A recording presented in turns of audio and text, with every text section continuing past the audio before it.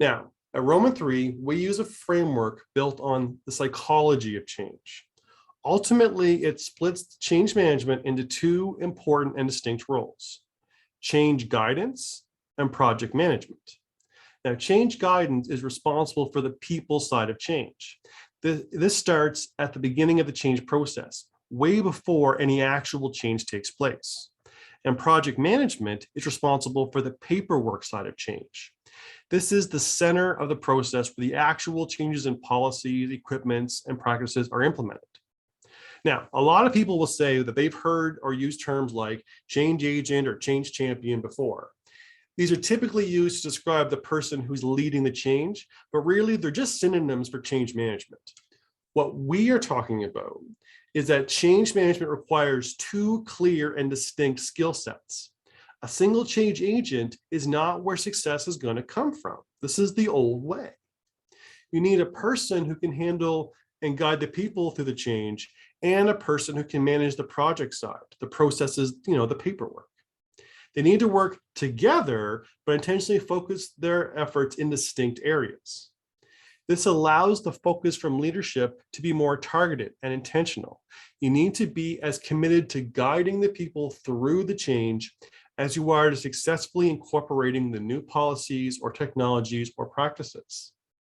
The big difference is that change guidance needs to start well before the project management happens, and it needs to be a continued focus throughout the entire process. So this is change management evolved.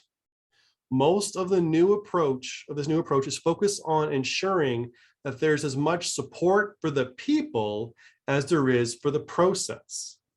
Largely, the project management steps listed is how we currently approach change management using the PMI principles. Where the evolution of change management comes from is recognizing that change is not just a process to manage, that people are critical to the success of the project. So to get past the 34% successful implementation, organizations need to be as committed to change guidance as they already are to project management. So let's dig into what change guidance is. Now, first, the change guide needs to create buy-in.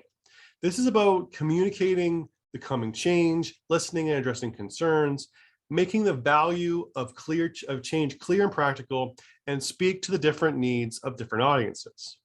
When creating buy-in for change, you need to move people past the reluctance and get them to the point where they understand that old equals fine, but new equals better. This is a lot of communication activities using logical and emotional evidence to generate support for the new reality that is coming. We call this stage changing minds. Now, next, the change guide needs to create acceptance. This is about adopting the required way of thinking. It's about starting to retrain habits and comfort zones and acknowledging the learning curve. Recognize and support the frustrating learning stage. This is about creating acceptance of both the new way of thinking that will be required to implement the new reality and to accept the messy, uncomfortable nature that will come from the transition. We call this stage changing thinking. Now, then the change guide needs to work with the project management, okay? So this is about the project manager preparing the paperwork, the policies, the technology, that part of the change. They prepare the actions of the change in the administrative processes that are visible and critical to the change actually taking place. And the change guide needs to support the new policies, provide feedback to the project manager, continue to listen to staff as they get used to the change, and keep their finger on the pulse of the organization. The change guide stays focused on the people, maintaining communications to help speed up the adoption of the new policies and processes. We call this stage changing actions. So then, while the project manager is identifying the practical key performance indicators, the KPIs of success for the new reality, creating the benchmarks and signs of success that will come from fully understanding and accepting the elements that have been changed, the change guide needs to create clarity, maintain the communications, ensure the full vision is being realized, address lingering worries or anxieties, and tell the story of staff's journey through the process. The change guidance needs to carry through the stage to ensure buy-in for the new measurements of success. It's also important to communicate the success that has come from this change. So we call this last stage changing the measurements of success. Now here's a simple visual representation of how these two approaches work in tandem. The change guide starts before the plan takes effect, changing minds. Then while the project manager, using the KPI principles, starts the initiation and plan stages of the change guide is keeping communications with staff and getting them used to the changing how they think about the new methods, alleviating concerns, accepting this messy learning curve that they have to come.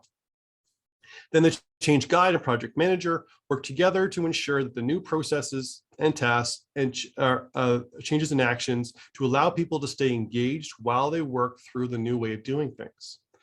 Monitoring the implementation and making the required adjustments to the processes and communications to staff. Then while the implementation winds down and the new way is becoming accepted, the change guide ensures that the new expectations and measurements of success are understood and carried through. This is the evolution of change management.